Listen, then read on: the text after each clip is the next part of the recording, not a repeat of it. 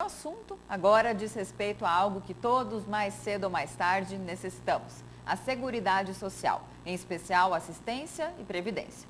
E no mês da mulher, trazemos como foco os direitos previdenciários das mulheres. Vamos falar, por exemplo, sobre as donas de casa, que mesmo sem obterem renda por meio do trabalho formal, podem sim contribuir e receber algum benefício.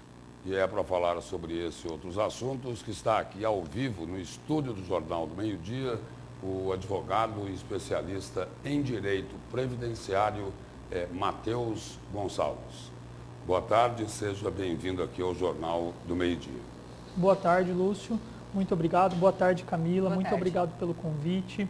É uma honra estar com vocês aqui hoje e parabenizar ao Jornal do Meio-Dia por essa atitude de chamar um advogado previdenciarista para estar falando sobre os regramentos, pois muitas pessoas têm sido muito prejudicadas.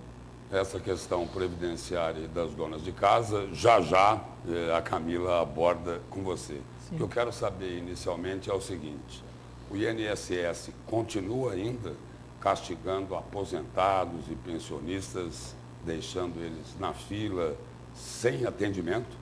Lúcio, infelizmente, a fila do INSS de processos que estão parados há mais de 45 dias é de mais de 1 milhão de processos. Nós temos acompanhado muito próximo essa questão, Camila, do INSS, pois eu sou coordenador do Instituto Brasileiro de Direito Previdenciário aqui no estado.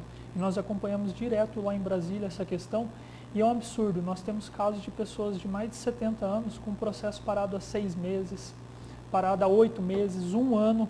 Isso na fila do INSS, fora os que estão para julgamento de recurso. E muitas vezes passando necessidade. Muitas vezes. Caso de benefício da pessoa com deficiência ou da pessoa idosa, que são pessoas de baixa renda mesmo, está ali sem o benefício, teria o direito e está parado.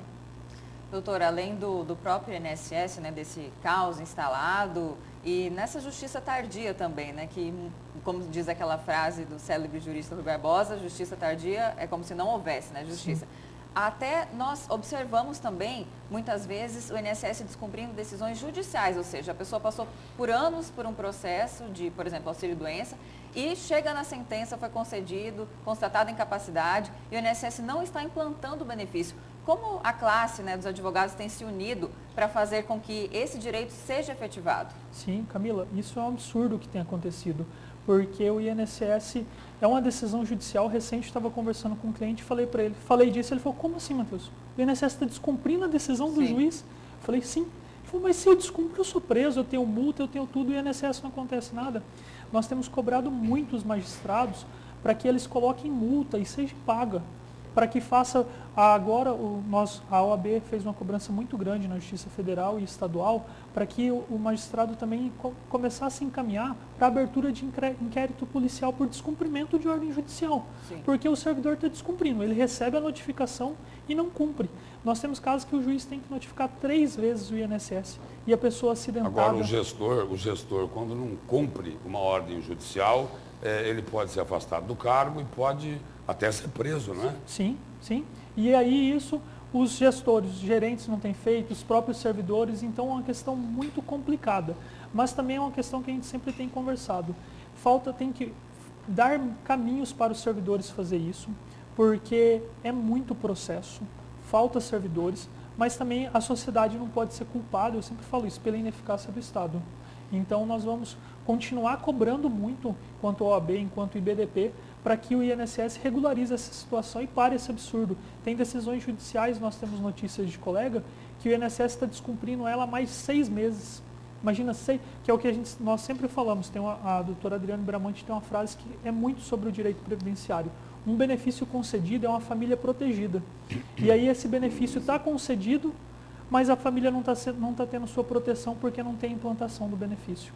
Doutor, em relação ao início da entrevista que nós mencionamos a situação das donas de casa, né, que muitas vezes por não trabalharem fora, com carteira assinada, não são ali contribuintes obrigatórios do INSS, acreditam que não têm direito ao benefício. Mas a verdade é que a lei prevê, né, modalidades de contribuição que elas podem sim, em situação da idade e até de doença, receber um benefício, né? Que orientação você daria a essas mulheres? Sim, nós sempre damos a orientação para que essas mulheres façam as contribuições como segurado facultativo, pague a contribuição para garantir o salário maternidade, auxílio doença, porque muitas mulheres não sabem nem do salário maternidade. Tem filho, muitas delas até trabalham ou pagam o INSS, às vezes como MEI, tem uma empresa pequena em casa ali, paga e não sabe, não faz o pedido. Então, fazer o pagamento como segurado facultativo para quem é dona de casa. E como elas podem, só para esclarecer, como elas podem ter acesso a essas guias da Previdência? Isso, no próprio hoje, no meu INSS, tem como você fazer a emissão dessas guias, apenas acessando com o seu CPF e criando a senha lá, você consegue fazer essas guias. As donas de casa, é claro, devem se interessar pelo que o senhor acabou de falar aí. Agora, só faltou uma informação que é fundamental para elas, né? A dona de casa vai pagar quanto para fazer essa contribuição? A dona de casa de baixa renda tem o pagamento como de 5%, dá em torno de R$ 65,00. Do salário mínimo, né? Do salário mínimo, 5% do salário mínimo dá mais ou menos isso, R$ 65,00. Então não é um valor tão alto e garante o benefício. E aquela revisão da vida toda? Se arrastando, parada, né? É isso? É por aí, né? Não é diferente, né? É por aí.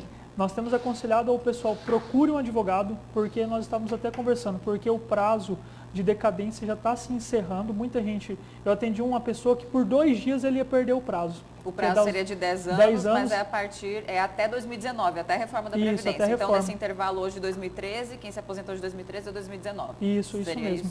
E aí, eu atendi agora recente um cliente que faltava 2 dias para dar esse prazo de 10 anos.